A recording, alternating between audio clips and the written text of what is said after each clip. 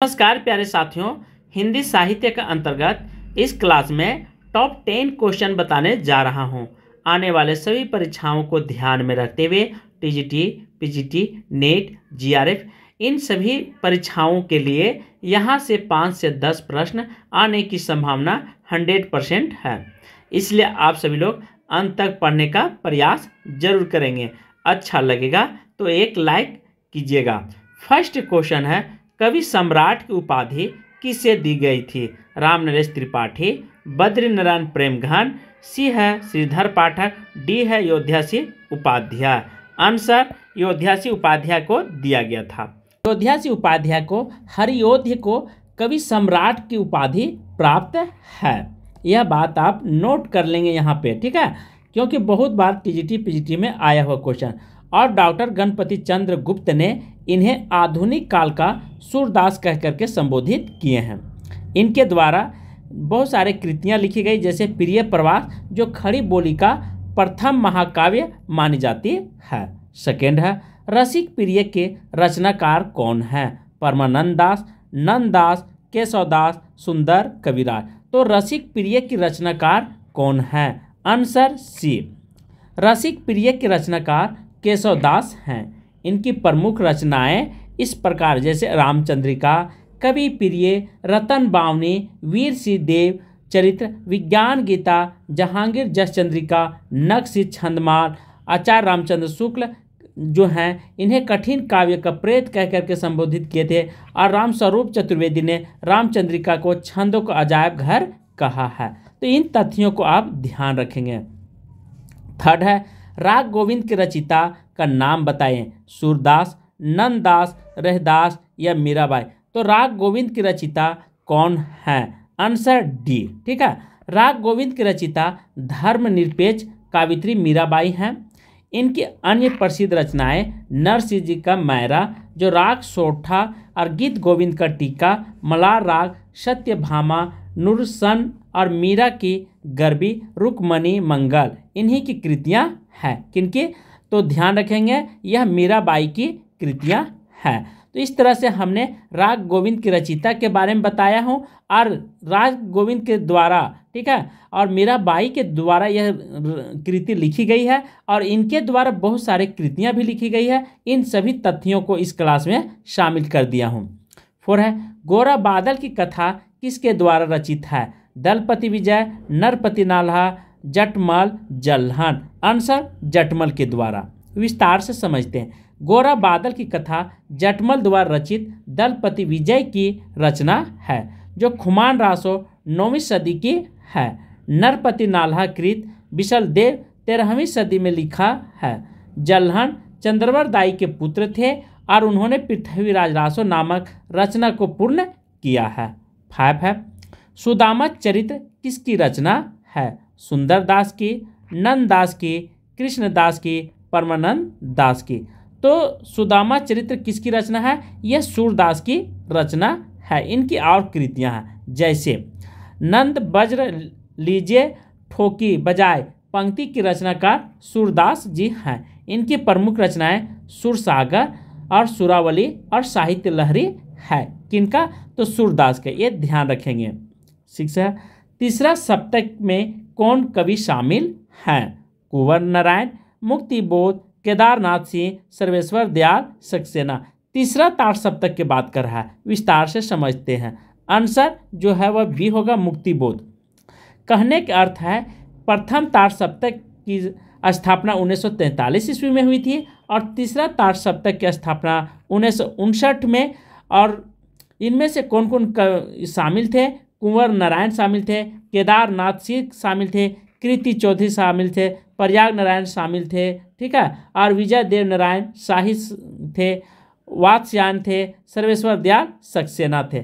इस तरह से इन कवियों ने तीसरे तार सप्तक की रचना किए थे। 7 है, भोला राम का जीव किस विधा की रचना है? किस विधा की रचना है? निबंध है, रेखा चित्र है, स्मरण है, व्यंग है। तो भोला राम के जीव जो है यह एक प्रकार का निबंध है। भोला राम के जीव व्यंग्यात्मक निबंध विधा की रचना है। इसके रचनाकार हरिशंकर परसाई है। हरिशंकर परसाई द्वारा अन्य व्यंग्यात्मक निबंध संग्रह है पंगडंडिया का जमाना, जैसे उनके दिन फिरे, सदाचार की ताबीज, शिकायत मुझे भी है, विकलांग श्रद्धा का दौरा। ये सब किनका? भोला राम का है, ध्यान रखेंगे, और निबंध के रूप में जाने जाते हैं। 8 है, हिंदी निबंध का उत्कर्ष काल माना जाता है। कौन सा काल? भारत तेंदु युग को, द्विवेदी युग को, शुक्ल युग को और शुक्लोत्तर युग को। तो हिंदी निबंध का उत्कर्ष काल मानी जाती है। आंसर सी, शुक्ल युग को। हिंदी निबंध का उत्कर्ष काल से काल शुक्ल युग है। गद्य के विकास में विशेष महत्व रामचंद्र शुक्ल 1884 से 1941 ईस्वी ने माना है। ठीक है, इसका समय सीमा। और ये निबंध हिंदी साहित्य के इतिहास, इनके 2-3 इतिहास हैं। जैसे हिंदी साहित्य के इतिहास, ये आचार्य रामचंद्र शुक्ल के द्वारा ही लिखी गई ग्रंथ है। नैन हिंदी प्रदीप के संपादन कौन हैं? बालकृष्ण भट्ट, श्रीनिवास दास, राधा कृष्ण दास, बालमुकुंद गुप्त। हिंदी प्रदीप के संपादन किनके द्वारा? ये ठीक है, बालकृष्ण भट्ट के द्वारा। हिंदी प्रदीप के संस्थापक बालकृष्ण भट्ट हैं, इसे आप याद रखेंगे। और हिंदी प्रदीप एक मासिक पत्रिका थी जिसका प्रथम अंक जो 1887 ईस्वी में प्रकाशित हुई थी, और इस पत्र का विमोचन भारत तेंदु हरिश्चंद्र ने किया था। यह पत्रिका प्रयाग से निकलती थी। हिंदी प्रदीप में नाटक, उपन्यास और समाचार और निबंध भी छपते थे। हिंदी प्रदीप से कई लेखकों का अभ्युदय रहा है। 10 है, काव्य का सर्वस्व कहा है? ध्वनि को, अलंकार को, वकृति को, रीति को। आंसर बी, अलंकार को।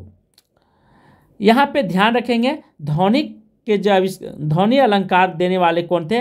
आनंदवर्धन थे। और वकृति जो थे उनका कुंतक ने संपादन किए थे, और रीति जो है वे वामन के द्वारा दिया गया था। तो इस तरह से हमने पूरे विस्तार से व्याख्या के साथ एक एक क्वेश्चन को बताया हूँ, और एक क्वेश्चन के साथ में बहुत सारे पॉइंट भी बता दिया हूँ।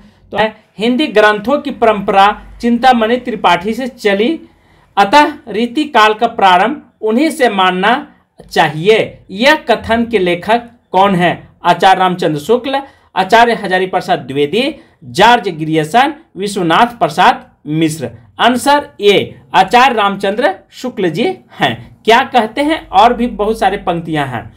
हिंदी रीति ग्रंथों की परंपरा चिंतामणि त्रिपाठी से चली, अतः रीति काल के आरंभ उन्हीं से मानना चाहिए। इस कथन के लेखक आचार्य रामचंद्र शुक्ल हैं। रचनाकार व्यक्तित्व की दृष्टि से डॉक्टर नगेंद्र केशव दास को माना है। कालक्रम के अनुसार की दृष्टि से कृपाराम रीति काल के प्रवर्तक मानते हैं। तो इस तरह से मैंने व्याख्या किया हूँ, जीवन में कभी नहीं भूलिएगा। इसलिए देखिए, हमेशा कोशिश कीजिए व्याख्या के साथ पढ़ने का, तो परीक्षा हॉल में सफलता आपकी निश्चित होगी। सेकंड क्वेश्चन है, जन्म काल के अनुसार इन कवियों का कालक्रम अनुसार बताइए। देव, केशव, चिंतामणि, पद्माकर। ठीक है, यहाँ पे केशव, चिंतामणि, देव, पद्माकर है। और थर्ड है सी में चिंतामणि, केशव, पद्माकर। और डी में है केशव, पद्माकर, चिंतामणि, देव। तो कालक्रम के अनुसार अर्थात जन्म के आधार पर इनकी समय सीमा बताने के लिए बता रहा। ऑप्शन बी बिल्कुल मेरा सही है। दास का जन्म 1955 ईस्वी में होती है। इसके केशव दास का जन्म 1555 ईस्वी, और चिंतामणि का 1600, ठीक है, 1609 ईस्वी। और लास्ट में देव कवि का है 1673 ईस्वी। और पद्माकर, इस तरह से मेरा अनुकूल सही हो जाता है। तो ऑप्शन मेरा बिल्कुल भी सही है, राइट आंसर। थर्ड है, विशिष्टता द्वैतवाद के प्रस्तुता अर्थात शुरुआत करने वाले व्यक्ति का क्या नाम था? रामानुजाचार्य, रामानंद, शंकराचार्य, माधवाचार्य। बिल्कुल ऑप्शन ये सही है, रामानुजाचार्य है विशिष्टा द्वैतवाद का। इसे विस्तार से समझते हैं। जैसे विशिष्टा द्वैतवाद के प्रवर्तक रामानुजाचार्य किए थे, और इन्होंने एक मत चलाए थे, उस मत का नाम था श्री संप्रदाय। ठीक है, विशिष्टा द्वैतवाद मतलब इसमें भगवान को क्या करना है, ये कौन सा भगवान, तो ये दर्शन में आता है। प्रवर्तक मतलब होता है शुरुआत करना, और संप्रदाय मतलब होता है चलाना, आगे चल करके उसको विकास करना। द्वैतवाद माधवाचार्य, ठीक है, ये ब्रह्म संप्रदाय चलाए थे। अद्वैतवाद का प्रवर्तक शंकराचार्य है, जिन्होंने अस्मात् संप्रदाय चलाए थे। शुद्धाद्वैतवाद विष्णु स्वामी के द्वारा रुद्र संप्रदाय चलाई गई थे। द्वैताद्वैतवाद निर्विकाचार्य शनकादि संप्रदाय चलाए थे। शुद्धाद्वैतवाद वल्लभ भाई जो रुद्र संप्रदाय के नाम से फिर ये संप्रदाय चलाए थे। तो इस तरह से 6 पॉइंट में रिलेट करके बताया हूँ। तो इसीलिए आज का क्लास बहुत ही फायदा होने वाला है, बहुत ही लाभ होगा सभी परीक्षाओं की दृष्टि से। 4 है आदिकाल के कवियों की प्रधान भाषा रहा है प्राकृतिक, पाली, डिंगल, पिंगल या खड़ी बोली। आंसर डिंगल, पिंगल, खड़ी बोली जिसे मिश्रित। आदिकाल के कवियों की प्रधान भाषा डिंगल, पिंगल मिश्रित थी। डिंगल मतलब राजस्थानी प्लस अभ्रंश और पिंगल मतलब होता है राजस्थानी प्लस वज्र भाषा। 4 है कैमास वध किस ग्रंथ की प्रमुख घटना है? बिसल देव रासो, परमाल रासो, पृथ्वी रासो, खुमान रासो। आंसर ये पृथ्वी रासो का है। क्वेश्चन क्या कहता है? कैमासवाद। ठीक है, तो ये पृथ्वी रासो की घटना है। कैमासवाद किस पृथ्वी रासो की प्रमुख घटनाएं जो पृथ्वीराज रासो की ग्रंथ की रचनाकार चंद्रवरदाई की है? बिशलदेव रासो की नरपति नाल ने रचना की है। खुमान रासो दलपति विजय, परमाल रासो जगनिक के द्वारा। 5 है भारतेश्वर बहुबली रास इनमें से किस काव्य धारा का ग्रंथ है? जैन, रासो, सिद्ध साहित्य या नाथ साहित्य। भरतेश्वर बहुरास के बारे में यह चर्चा किया, ये जैन साहित्य की है। भरतेश्वर बहुरास इनमें से जैन साहित्य की काव्य धारा का ग्रंथ है। इसके लेखक शालिभद्र सूरी हैं। गणपति चंद्र गुप्त ने शालिभद्र सूरी को हिंदी का प्रथम कवि माना। आचार्य रामचंद्र शुक्ल ने रासो साहित्य का विवरण वीर गाथा काल के अंतर्गत दिया। शुक्ल ने चंद्रवरदाई को हिंदी का प्रथम महाकवि एवं उनकी रचना पृथ्वीराज रासो को हिंदी का प्रथम महाकाव्य माना है। सिद्ध साहित्य के अंतर्गत सरहप्पा आते हैं। इनको राहुल सकृत्यायन ने हिंदी का प्रथम कवि मानते। मोस्ट इंपोर्टेंट टॉपिक है, पॉइंट है, आप इसे नोट कर लेंगे। अच्छा लगेगा तो लाइक जरूर कीजिएगा। सरहप्पा का संरचना कौन है? दोहा कोश है। गोरखनाथ पंथ बौद्धों की वज्रयान शाखा से निकल करके आया हुआ है। किसी यदि आपसे पूछे गोरखनाथ पंथ किस यथी से आया शाखा से, तो आपका आंसर होना चाहिए वज्रयान संप्रदाय से निकल करके आई हुई है। 6 है हिंदी में किस कवि को राजशेखर की उपाधि से अलंकृत किया गया है? स्वयंभू, विद्यापति, चंद्रवरदाई, जगनिक। आंसर विद्यापति को। किसे? राजशेखर को। विद्यापति की अनेक उपाधियां प्राप्त, इसे विस्तार से समझते हैं। जैसे आदिकाल कवि विद्यापति राजशेखर की उपाधि प्राप्त है। अलंकृत किया गया है। विद्यापति तिरहुत के राजा शिवसिक और कृतिसी के राज दरबारी कवि थे। विद्यापति शैव संप्रदाय से आते थे। बचन सिंह ने विद्यापति को जातीय कवि कहा। हर प्रसाद शास्त्री ने इन्हें पंचदेव उपासक स्वीकार किया है। सूर्यकांत त्रिपाठी निराला ने पदावली के सिंगारिक पदों के मादकता को नागिन की लहर कहा है। हजारी प्रसाद ने इन्हें सिंगार रस की छिंदवाहक कवि कहा। इसके अतिरिक्त विद्यापति को अन्य उपाधियों से भी सुशोभित किया गया है, जैसे अभिनय जादे, ठीक है, कवि शेखर, कंठार कवि, न कवि शेखर, खेरन कवि, दसवाहन कवि, पचानन कवि, मैथिल कोकिल आदि शब्दों से इनको संबोधित किया गया था। उपाधियां प्राप्त है किनका? तो विद्यापति का। ये सब चीजों का आप ध्यान रखेंगे। 7 है नागरिक प्रचारित सभा से प्रकाशित पृथ्वीराज रासो के संस्करण को प्रमाणित मानने वाले विद्वान कौन है? किसका? नागरिक प्रचारित सभा से, ठीक है, पृथ्वी रासो को। तो यहाँ पे 3 व्यक्ति थे। कौन कौन? 1, 2, 3। एक जो थे वो प्रमाणिक मानते थे, दूसरा अप्रमाणिक मानते थे, और तीसरा जो थे वह अर्ध प्रमाणिक मानते थे। मतलब ये 50-50, ठीक है। तो इधर के उधर कौन कौन? आचार्य रामचंद्र शुक्ल, कर्नल टांड, श्यामलाल दास, डी है गौरीशंकर, हीरानंद ओझा। आंसर बी कर्नल टांड। तो पूछ रहा है कि प्रमाणिक मानने वाले विद्वान कौन है? तो कर्नल टांड आप लगाएंगे। व्याख्या देख लीजिए। श्याम सुंदर दास, मिश्र बंधु, मोहनलाल, विष्णुलाल पांडे और कर्नल टान प्रामाणिक मानते हैं। ठीक है, 3 मत वाले थे यहाँ पे चंद्रवर्ध, ठीक है, को पृथ्वीराज रासो को मानने वाले। सेकेंड जो विद्वान हैं वो अप्रमाणिक मानते हैं। किन किन लोगों के द्वारा? जैसे आचार्य रामचंद्र शुक्ल, कविराज, श्यामलाल दास, गौरी शंकर, हीराचंद ओझा, बुल्लर और मुरादी दीन, ये सब यह प्रमाणिक मानते हैं। पर इसी का अपोजिट है अर्ध प्रमाणिक मानने वाले, जैसे आचार्य हजारी प्रसाद द्विवेदी, दशरथ ओझा और डॉक्टर सुनीता कुमार चटर्जी और मुनिजीत विजय, ये सब अर्ध प्रमाणिक मानते हैं। ठीक है।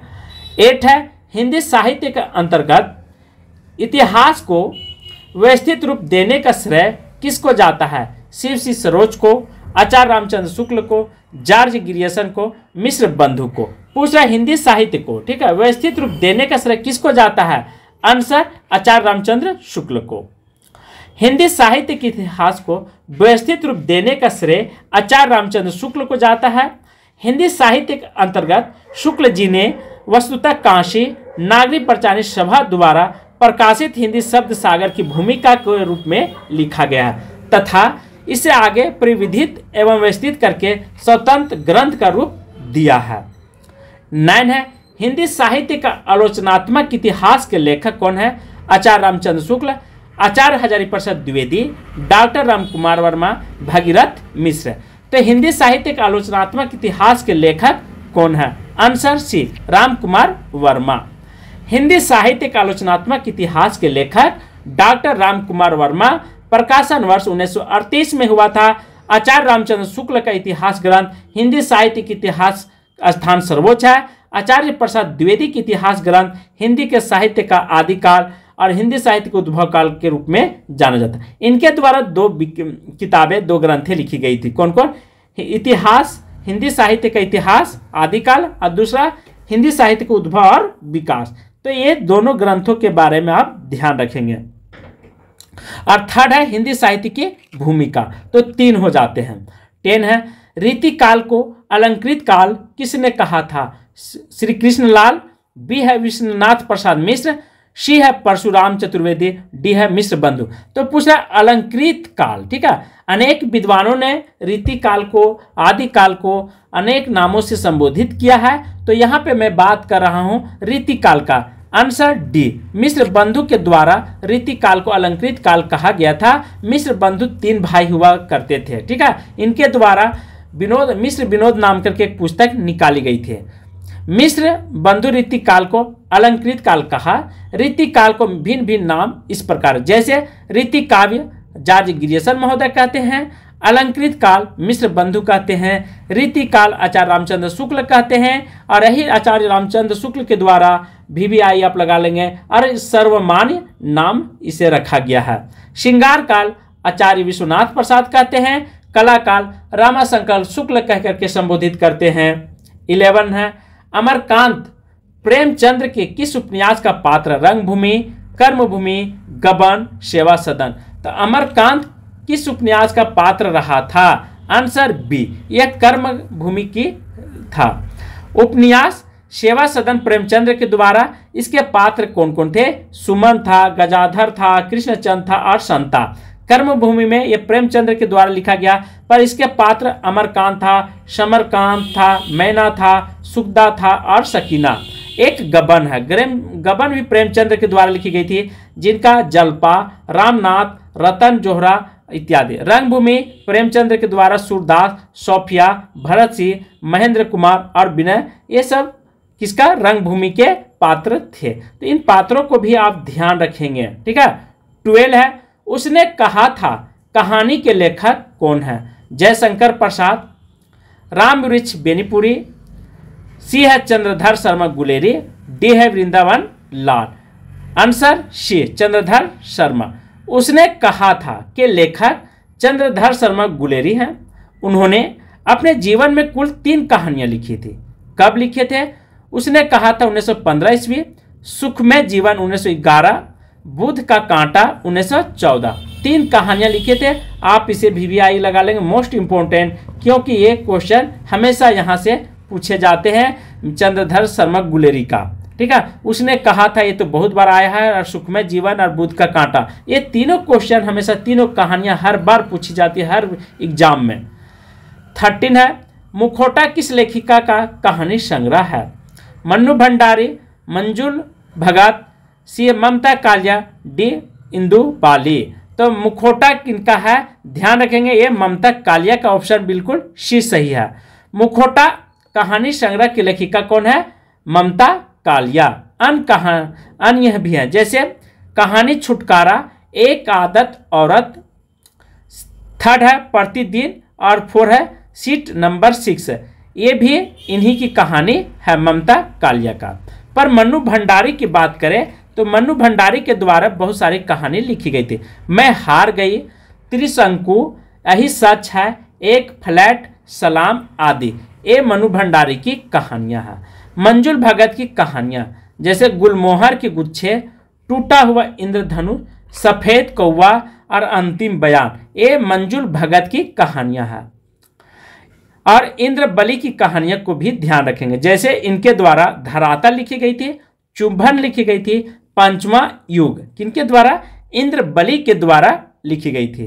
14 है, प्रकाशन वर्ष के अनुसार सही आरोही क्रम में कौन सा है? सांध्य गीत है, निर्जा, रसीम, निहार। निहार बी में निहार, रसीम, निर्जा, सांध्य गीत। सी है रसीम, निर्जा, सांध्य गीत, निहार, और डी है निर्जा, सांध्य गीत, निहार, रसीम। तो प्रकाशन वर्ष के अनुसार पूछ रहा है, क्या पूछ रहा है? प्रकाशन वर्ष का। आंसर ये बिल्कुल मेरा सही है।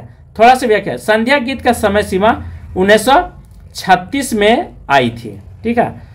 निर्जा 1935 आप लगा लेंगे।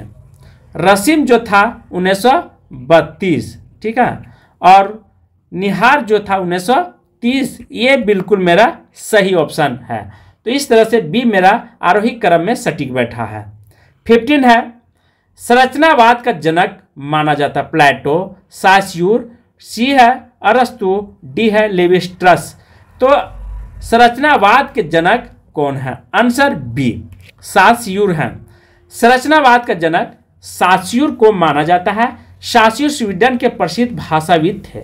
संरचनावाद मानव विज्ञान की एक ऐसी पद्धति है जो संकेत विज्ञान यानी संकेत की एक प्रणाली है और सहजता से परस्पर संबंध भागों की एक पद्धति के अनुसार तथ्यों का विश्लेषण करने का प्रयास करती है।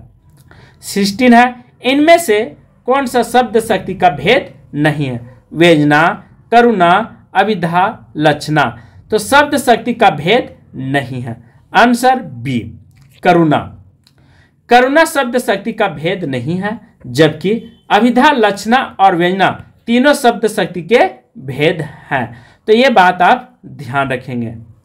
जैसे अभिधा का अर्थ समझिए, शब्द के मुख्य अर्थ का बोध कराने वाली शक्ति अभिधा शब्द शक्ति कहलाती है। लक्षणा मुखार्थ का बाधा होने पर रूढ़ि या प्रयोजन से जिस शब्द शक्ति द्वारा अर्थ ग्रहण होता है वह लक्षणा शब्द शक्ति कहते हैं।